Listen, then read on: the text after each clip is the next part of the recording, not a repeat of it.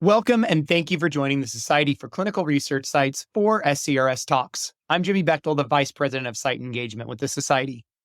SCRS Talks allows our partners and those that we work closely with to take a few minutes to address issues of industry concern, share exciting achievements, and learn more about our community. Today, we have Todd Albin, the CEO of Cedar Health Research, here to share his exciting achievement, having been the most recent recipient of the SCRS Site Patient Innovation Recruitment Award, or SPRIA. Todd, it's great to have you back with us again, this time in a little bit of a different capacity, now being the recipient of this great award. If you wouldn't mind, let our listeners know who you are and a little bit about Cedar Health. Sure. Thanks, Jimmy. Great to be back on SCRS Talks to talk about this great achievement we accomplished here at Cedar with SCRS. A little bit about myself. As you mentioned, I'm Todd Albin, CEO for Cedar Health Research. I've been working in the clinical research field for over 27 years now. Most of that time focused with the site operations, operating clinical trial sites, either integrated, standalone, or SMO sites. I also spent about 6 years in the solution provider space around patient recruitment and retention solutions, as well as the CRO space and development of investigator site networks. Joined Cedar Health Research to launch us back in late 2019 into 2020. We are what we call a technology-enabled clinical trial site and patient network based out of the Dallas-Fort Worth area of Texas, where we have 4 operating sites, 2 standalone sites partnered with healthcare practices throughout the area, and then 2 integrated sites, one in Fort Worth and one in Midland, Texas as well. We specialize in outpatient trials, phase 1 through 4, in a variety of therapeutic areas, everything from all age groups, from pediatric to geriatric, and stretching from women's health and pediatric studies to vaccines and cardiovascular and metabolics and orthopedics as well. That's excellent. I know Cedar Health is busy all the time, so it's great to hear a little bit about the background and what you guys do, all that you cover. So Todd, again, congratulations on receiving the 2023 SPRIA Award. Can you start us off by maybe talking a little bit more about the strategy behind that specific recruitment strategy that you presented? Sure, absolutely. So we were brought on as a rescue site for a very challenging vaccine study in the adolescent pediatric population for meningitis disease. And it had, a lot of vaccine studies are pretty straightforward and simple. They're looking for healthy, normal populations within particular age groups. This particular vaccine study required a specific history related to meningitis A vaccine series. It has specific temporal criteria around when the person could be vaccinated in association with their age and how much time passed between the initial vaccine and the study initiation as well. So very complex in criteria there. So it definitely was going to require a wide net and what we would call a combination of art and science in terms of being able to achieve a positive recruitment result. And this is really where we got innovative in terms of both our model and our partnering model and how we expand clinical trial access in our communities. First on the science side of what we do, as I mentioned before, we are a technology-enabled clinical trial site and patient network with our partner Aspen Insights and the Aspen Forge platform, which is an AI machine learning EMR integration platform.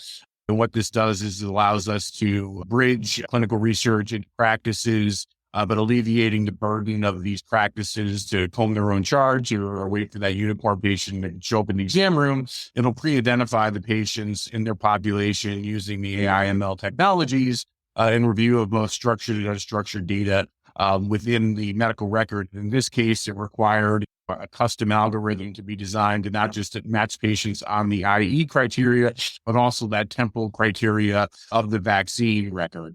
The art aspect of this was that, great, you can identify patients in a practice population that qualify with this technology, and that's super effective, and it certainly closes the gap. It took us from 45,000 patients that had a meningitis A vaccine to about 1,800 patients who met all of that specific criteria. But how do you actually get them on a trial? You don't just kind of put them off the shelf and put them on a trial. It takes a lot of education and engagement with the parents of these in the case adolescent patients, through our pediatric practice partners. So we spent a great deal of time in terms of providing upfront patient education and engagement with the pediatric practices that we partner with and integrate our technology into. And this is everything from having clinical trial awareness and education materials in the waiting rooms, whether they be on posters, on the TVs, in the exam rooms, partnering on social media, really talking to the practice patients through the same channels that they talk to their patients, and having, QR codes to landing pages with education and pre-screening as well. And then really spending time educating the staff members at these practices, both the physicians and the nurses and the front desk staff, so they were well informed about the clinical trials we were working with in these practices. And it can also be helpful in terms of directing patients to those opportunities, things like lunch and learns and things of that, for example. So all of that really, went into the effort around the technology piece to identify the right patients, the proper education and engagement within these practices to really lead to a better conversion of those patients once the study was introduced to them through that trusted practice relationship. Thanks, Todd. And what I really like about your solution, there's a lot of things I really like, and I think a lot of things that the judges really liked as well, is that it's, I'll use the word comprehensive for lack of a better term, right? It really is an end-to-end solution that tackles a pretty big challenge that I know sites face when it comes to recruitment. It also is a really wonderful case of synergy and walking a parallel path between a large site group such as yours that is so multifaceted, but also a technology company, and how you guys really worked together to bring a solution and employ and operationalize a solution in an effective way that worked for the sites, which I know is a major challenge that we face in the industry, on top of the challenges that we face when it comes to just general patient recruitment. And then we couple it with the challenge that you faced with the uniqueness of that trial being a rescue site. And what you were able to accomplish is really, really cool to see and hear about. So again, congratulations. I think it's clear to me. I hope it's clear to everyone listening exactly why you were the recipient of this year's award. And I really want our listeners to hone in on what I just mentioned, the fact that site and service provider, or let's call it industry for now, site and industry partnership in an effective way, moving towards the same goal is possible, despite what some of us might think sometimes and what some of us are faced with. So thank you for sharing, Todd, and thank you for highlighting some of the key aspects of the work that you guys had done. Absolutely.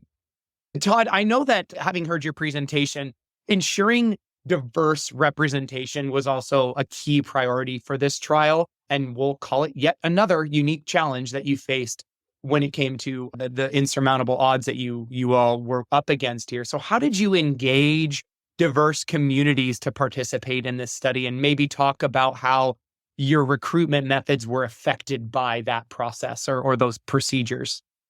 Yeah, absolutely. I think obviously there's been tons of discussion on the diversity initiatives and how to increase clinical trial diversity, obviously with the coming requirements here. As I mentioned, we're a relatively new site organization that launched in 2020, having a lot of past experience, worked very closely with SCRS and in other roles that I've had. I understood the importance of really setting up our site for being successful at being able to engage in the community and recruit diverse populations. So it was really part of our DNA and how we formed the company.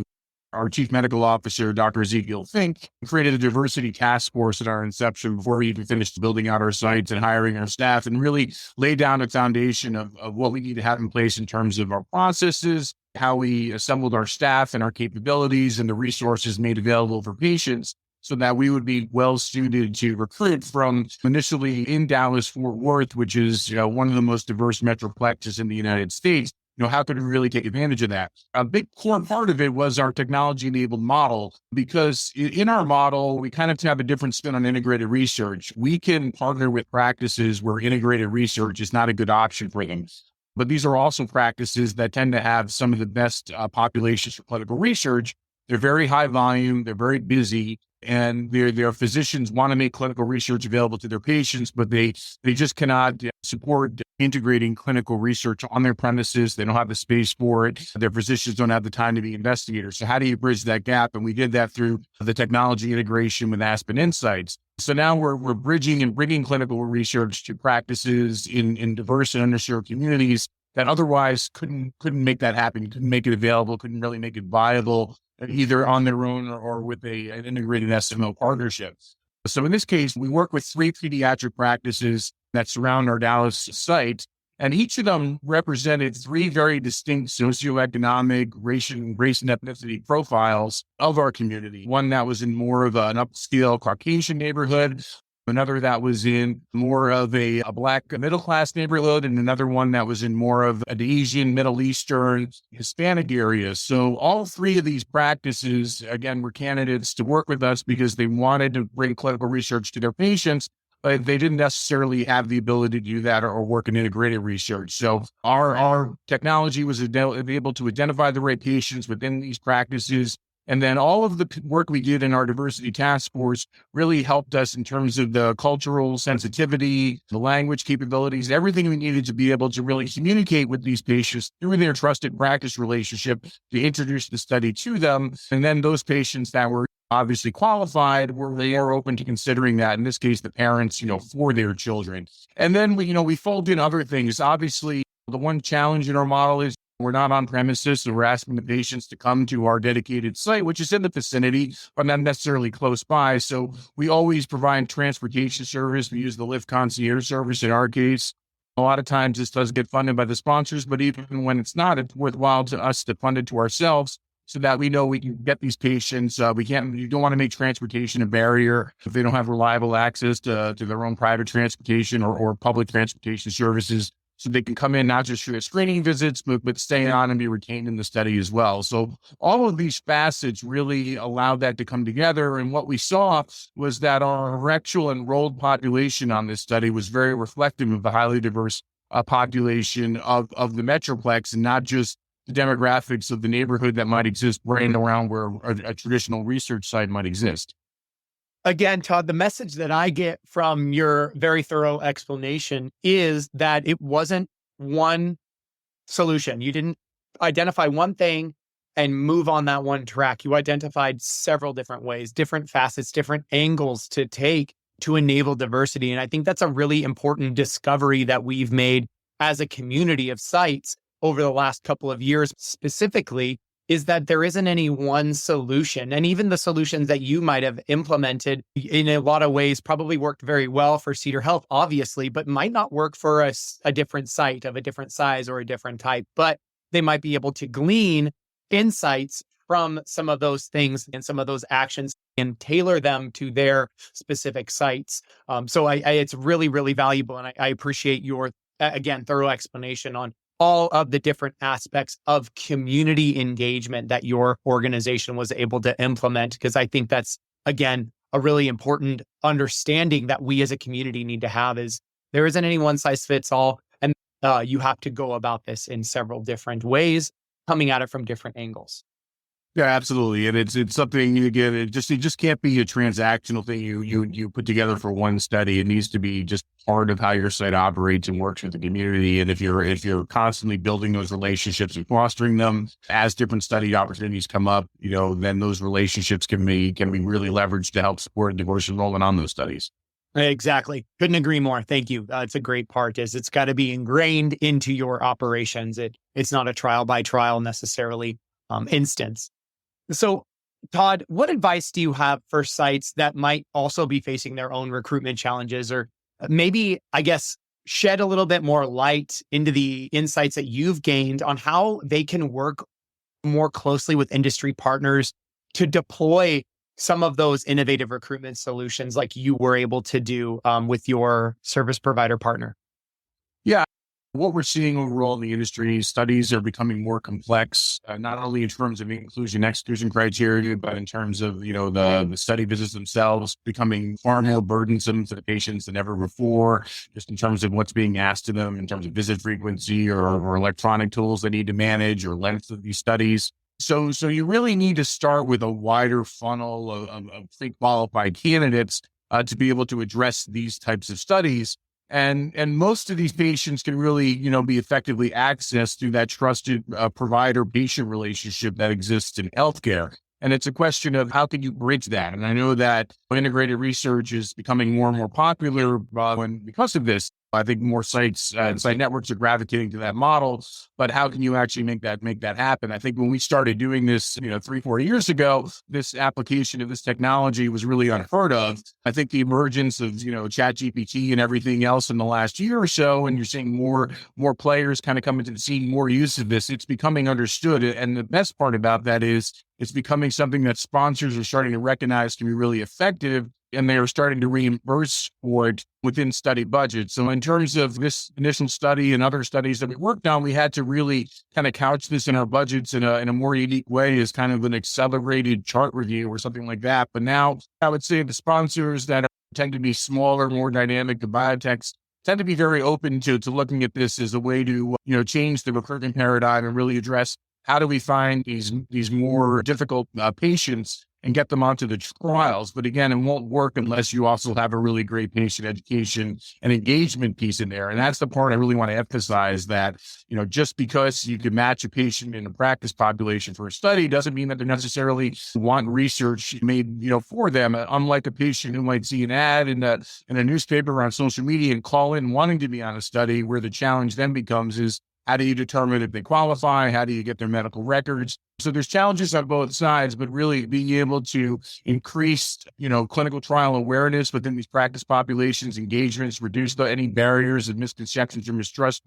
Outside of that, I would say, the diversity initiatives, again, mentioning keeping them in place, making them part of what you do across all the ways you do that, are going to help facilitate that ability to do it in a diverse way here. But the great part is this technology is here. It's becoming a kind of a standard piece of how you want to access populations in a more qualified way, getting away from doing ICD-9 billing reports and other ways that you would try to identify patients within the population, but then folding that into really robust education and awareness programs within these populations will help allow for a better conversion of those qualified populations onto those studies. And what we find is patients, through this trusted practice relationship, once they indicate their interest, they'll tend to, show up for their visits. They tend to be retained on these studies and be much more reliable subjects than the patients who might be sourced through external advertising means, who might be more financially motivated. So it's a better patient. It's a better experience. It's a better retained patient as well.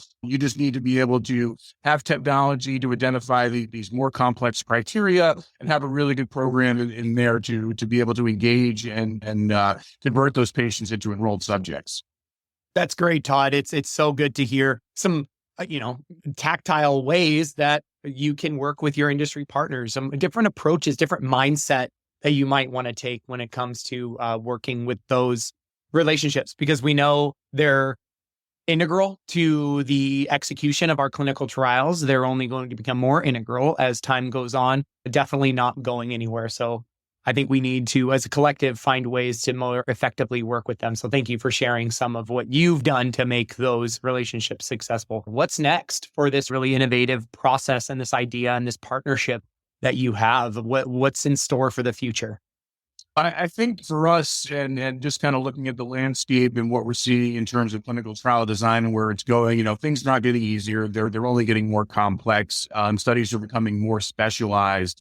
So I think that, for us, we want to keep growing diverse practice partnerships in therapeutic areas that seem to be really driving a lot of the R&D right now. And you're getting more complex beyond just vaccine. You're getting into a lot of, cardiovascular, metabolic, neurology, all of these particular areas. So the ability, to work with our technology provider on honing in and optimizing how these technologies work.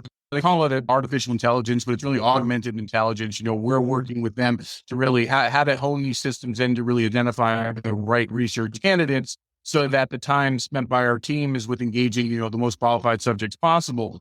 The next level into that is how can you fold in a lot of these incredibly effective techniques that a lot of technology and central recruitment companies have built for external patient recruitment. How can you fold that into and target it towards a matched patient database using AI machine learning within a practice population? That's what we're working really closely with Aspen Insights on that specifically, in improving the ways we can do outreach through email and text messaging, direct mail campaigns, and then the tracking of that and the optimization of all of these techniques, which have been really valuable in the centralized recruitment world. How can you bring those to the sites to really manage an operation within a healthcare practice match patient database and converting them into the site level as efficiently as possible? Because that at the end of the day, for a site, reducing that cost that it takes to identify and enroll a patient is really critical to site sustainability and success. And these tools aren't cheap. So you really need to be able to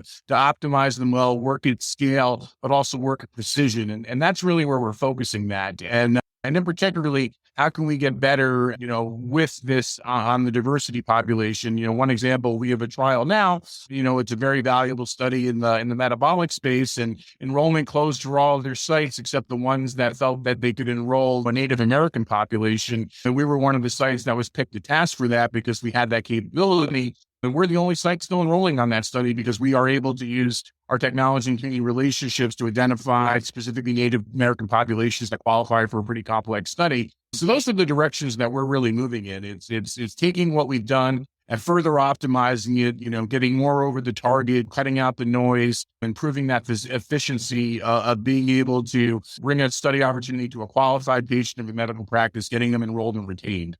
That's great, Todd. It's exciting to hear that there are plans for the future. I think it sounds like it's headed in a really exciting direction.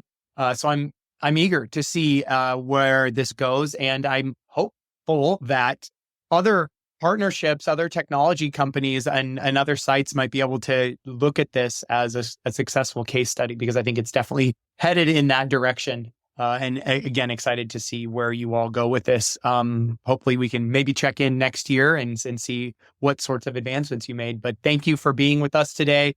Big congratulations again to you and the rest of the Cedar Health team on the recipiency of this year's award. And again, thanks for the conversation. Absolutely. Great to be a part of it. We're extremely honored and humbled by receiving the award, and hope to have another great case study we can submit in the future to be considered again. For everyone listening, make sure that you register for upcoming summits being held throughout the year by visiting our summit page on our website, myscrs.org. While you're on our website, be sure to check out other SCRS publications and the plethora of resources for the site community on that same website. We appreciate your participation in today's program and look forward to having you join us for more great content coming out soon. Thanks for listening.